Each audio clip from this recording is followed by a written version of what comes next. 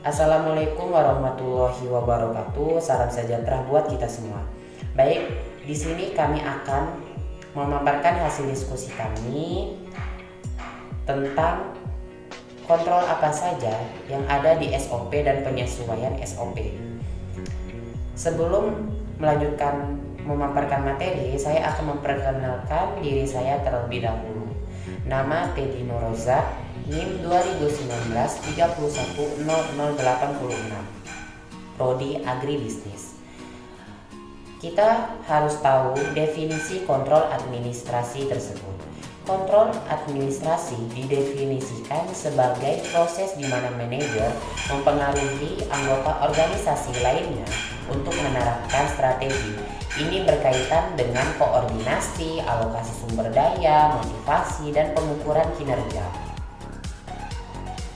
Tujuan utama kontrol ini adalah untuk mencegah kesalahan dan kerusakan dan menghasilkan efisiensi, di mana kontrol harus dapat menghilangkan ketidakpastian dan membuat perusahaan terus maju mencapai tujuan. Kontrol ini juga meliputi berbagai tanggung jawab seperti persetujuan, evaluasi kinerja, pembagian tugas, rekonsiliasi akun, verifikasi, wewenang, paspor, dan sebagainya. Sekian dari saya, terima kasih. Baiklah, saya akan melanjutkan materinya, yaitu sistem kontrol administrasi. Sistem yang mengumpulkan dan menggunakan informasi untuk mengevaluasi kinerja sumber daya bisnis yang berbeda, seperti manusia, fisik, keuangan, dan organisasi pada umumnya. Sebagai hasil dari strategi manajemen yang ditempuh oleh karena itu, mereka adalah seperangkat prosedur formal yang diperlukan untuk efisiensi administrasi dan ekonomi. Manajer menggunakannya untuk mempertahankan atau mengubah standar kegiatan organisasi menjadi bagian integral dari keseluruhan sistem kontrol perusahaan. Tujuannya adalah untuk menjamin implementasi yang lengkap dan tepat waktu dari rencana dan kebijakan manajemen. Sistem kontrol administrasi adalah cara manajer dapat mendokumentasikan strategi kebijakan organisasi. Demikian juga ini adalah cara untuk mengevaluasi kinerja proses internal perusahaan, membandingkannya dengan tujuan dan kebijakan yang dinyatakan. Sekian, terima kasih. Baik, di sini saya akan melanjutkan materi mengenai kontrol proses akuntansi. Pengendalian atau kontrol akuntansi adalah prosedur dan dokumentasi yang terkait untuk mengamankan aset, melaksanakan dan mencatat transaksi keuangan dan memastikan kendala catatan keuangan. Pengendalian dan laporan akuntansi mengenai operasi merupakan bagian dari suatu rencana yang terpadu dengan baik untuk memelihara efisiensi dan menetapkan penyimpangan atau tren yang tidak memuaskan. Penggunaan struktur akuntansi memungkinkan diadakannya pengendalian dan perbandingan biaya-biaya tersebut dengan rencana tindakan yang ditetapkan sebelumnya, melalui pengukuran prestasi kerja dengan penggunaan catatan dan laporan-laporan akuntansi dan statik. Manajemen dapat memberikan petunjuk situasi dan mengarahkan kegiatan perusahaan. Dan berikut ini ada beberapa yang harus diperhatikan dalam pengendalian proses akuntansi.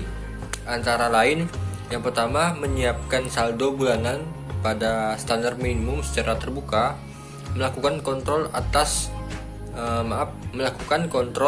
saldo 3 arah bulanan seperti saldo bank dan neraca saldo untuk setiap rekening bank yang menunjukkan bahwa akun tersebut seimbang, adanya daftar cek yang beredar, neraca saldo, dan daftar file dengan saldo. Selanjutnya, yang ketiga, yaitu meneliti dan menyelesaikan saldo terhutang.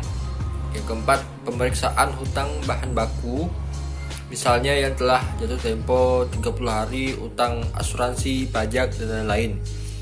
Selanjutnya yaitu mengharuskan persetujuan manajemen atas penerbitan cek dan persetujuan pembayaran yang besar. Yang keenam yaitu terjadi kekurangan atau ketidakseimbangan, maka dibutuhkan penyelesaian segera dan kekurangan itu harus didanai dengan dana operasional. Yang ketujuh yaitu jika adanya proses penelitian maka harus dilakukan dengan baik dan membawa kepada akun yang seimbang. Mungkin itu saja dari saya dan akan dilanjutkan selanjutnya oleh teman saya. Terima kasih. Perkenalkan, nama saya Aprilianti Silvi. Di sini saya akan melanjutkan penjelasan dari kontrol proses akuntansi. Yang ke-11, setiap pencairan dana harus dengan persetujuan manajemen termasuk kegiatan mentransfer dengan kelengkapan data yang dibutuhkan. Yang ke-12, melakukan perbaikan segera setelah terjadi kesalahan pembukuan. Yang ke-13, melakukan VLE atas semua S-check, dokumentasi slip, deposit, dan semua tanda terima yang terbaca jelas dan dapat diverifikasi. Yang ke-14, melindungi semua file pada lokasi yang aman seperti ruang terkunci atau lemari arsip dan membatasi akses untuk orang yang berwenang. Yang ke-15, diperlukan 2 tanda tangan untuk setiap kegiatan dan menghindari tanda tangan stempel. Yang ke-16, adanya training dalam praktik perekrutan termasuk kebijakan mengenai investigasi latar belakang karyawan untuk menghindari hal-hal yang tidak diinginkan terjadi. Yang ke-17, memberikan pelatihan yang sesuai kepada karyawan mengenai berbagai pengetahuan, termasuk pencegahan kecurangan. Yang ke-18, merancang proses akuntansi dengan tingkat pengendalian internal dan pengawasan manajemen yang sesuai. Yang ke-19, merancang desain proses bisnis untuk menjaga pemisahan tugas yang sesuai. Sebagai contoh, seorang karyawan seharusnya tidak memulai dan memberi otorisasi atas transaksi yang sama. Oleh karenanya, perlu dilakukan pengendalian kualitas internal yang dilakukan secara teratur. Yang ke-20, memanfaatkan praktik teknologi informasi yang baik. Hal ini termasuk kontrol akses yang sesuai dan prosedur pemberian dan penghentian akses serta prosedur untuk membuat cadangan data secara periodik. Yang ke-21, merancang pertahanan rencana untuk memulihkan operasi jika terjadi sebuah bencana atau rencana pembebasan kembali usaha. Sekian dan terima kasih. Baik, terima kasih atas waktu yang kesempatan ini diberikan. Saya atas nama Dion Siswanda, NIM 2019-310027, Prodi Agribisnis. Di sini saya akan menjelaskan materi tentang kontrol produksi dan kebijakan produksi.